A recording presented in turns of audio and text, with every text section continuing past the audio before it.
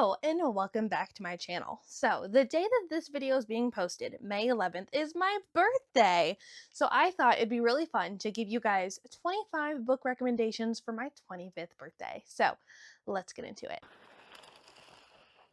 Now, these won't be in any particular order. The first book we have is The Perfect Marriage. Now, in this one, we have a husband and wife. She is an incredibly successful defense attorney in DC, and he is a struggling author. And it comes to light that he's been having an affair when his mistress is found brutally murdered, and he's looking pretty guilty for it. And now, his wife is having to defend her unfaithful husband.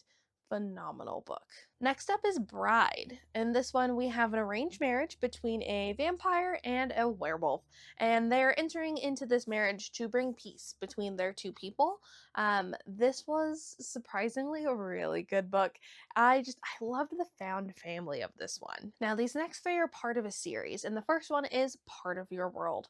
In this one, we have a super hotshot doctor who's honestly kind of like medical royalty, and she's starting to feel really burnt out, and she finds herself stranded in this small town when her car gets stuck in a ditch. The second book in this series, Yours Truly, is about two doctors, and we're following Bree, who is the best friend of our female main character in the first book, and Bree, she's really butting heads with this new hire until he writes her a letter.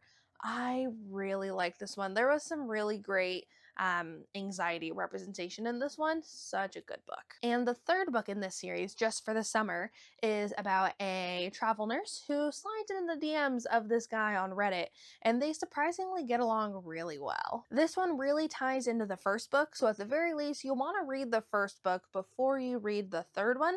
Otherwise, the ending for the third one isn't going to make a whole lot of sense. Now, this next one is very spicy, and that is Pucking Around. This is a polyamorous male-female hockey romance with the team's physical therapist, the equipment manager, and then two of the players. I really liked the found family in this one. It was really sweet. However, it is very long, like 700 pages long. Now, I will never stop singing the praises of The Hobbit, especially so the audiobook version that is narrated by Andy Serkis, who's the actor who plays Gollum in the movies. Such a good book. And honestly, the whole Lord of the Rings trilogy as well, but especially The Hobbit, I just loved it so much. I swear to you, I have never listened to such a good audiobook. Now, this next one is a smidge controversial, but I just absolutely ate it up, and that is Verity. So in this one, our main character, she is a author, and she has been approached by the husband of this super prolific author with a proposition for a ghostwriting gig to finish his wife's series. Because of some medical reasons, she's no longer able to write, but the publisher really wants this series to be finished, and our main character, she takes the job, and while she's going through Verity's notes, she finds this horrifying autobiography manuscript. Such a good book. On to something a little bit lighter in tone is the rule book. So for this one, we have Nora, who is a sports agent, and she just got her very first solo client, and this is a huge deal for her. But no one knows that her client is actually her college ex-boyfriend, and he's holding a grudge. Such a good book. I know I say that about every single one, but all of these are just so good. This next three are also part of a series, and this is a series that you do need to read in order. And the first book is Things We Never Got Over. Our main character goes to this small town to meet up with her twin sister, who she's estranged from. And while she's waiting and waiting and waiting, her sister never shows up. She gets confronted by a couple of locals, and then she finds out that her twin sister actually broke into her hotel room, stole all of her belongings, leaving behind her 11-year-old niece that our main character had no idea existed. The second book in this series, Things We Hide from the Light, is about our male main character in the first book's brother. He's a cop, and he's trying to uncover the mystery of what was going on in the B plot in the first book. There's some really good mental health representation in this one. The third book, which I think is my favorite, is Things We Left Behind, and this is about the librarian in the small town, and the male main character, we find out, used to be her neighbor. He's now the super successful billionaire, and they have this terrible feud between the two of them that you've been seeing all throughout the series, and you finally find out why, and it's really good. Once again, this is a series that you do need to read in order, otherwise the overarching plot just isn't going to make sense, but trust me, I know these are long. totally worth it. Another book that I'd recommend is Ward D. In this one, our main character is a medical student and she is absolutely dreading having to spend her first night shift at the locked psychiatric ward. As the night goes on, things are getting weird, people are going missing, and our main character is certain that she's in danger.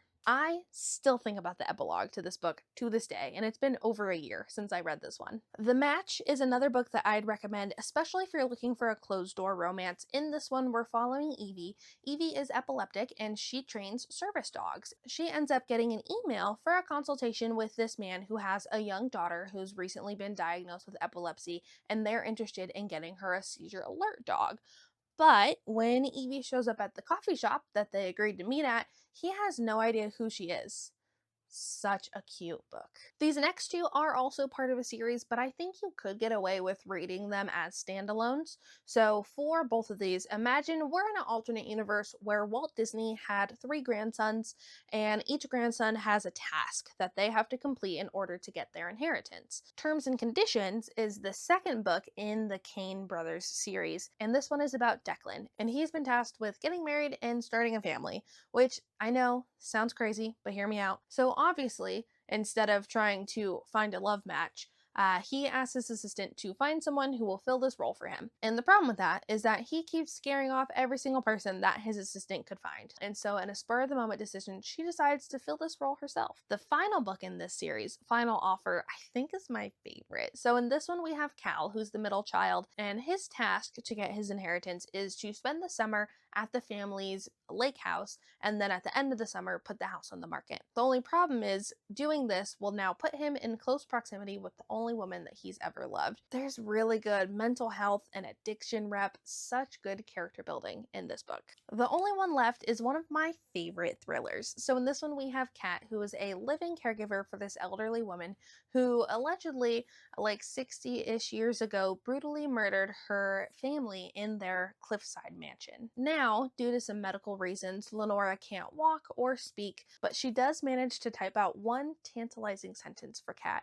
I want to tell you everything. It wasn't me. Such a good book.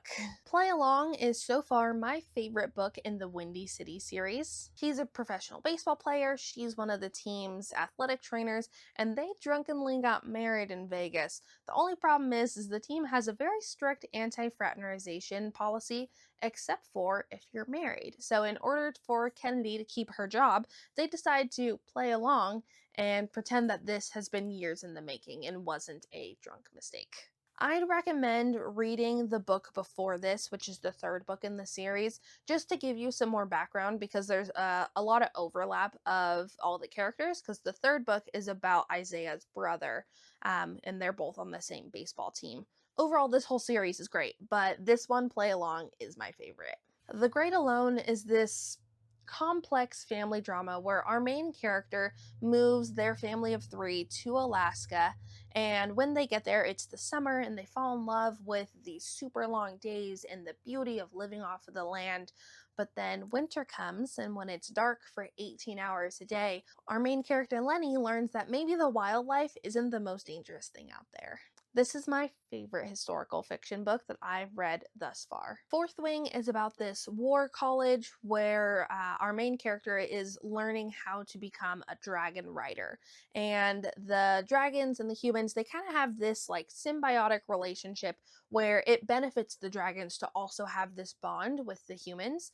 And it was just such a good book. This one made me start to question if maybe I need to start reading some more fantasy. Beach Read is one of my favorite Emily Henry books, and in this one we have 2 authors who are in neighboring beach houses for the summer, and both of them are seriously struggling with writer's block. So in order to get themselves out of it, they decide they're gonna switch genres. He's gonna write a sappy romance with a happily ever after, and she's gonna write the next bone-chilling thriller. I'm not usually a fan of second chance romances, but King of Greed just does it right. This is a billionaire romance, and our main character is tired of always coming after her husband's work, and she decides to leave him.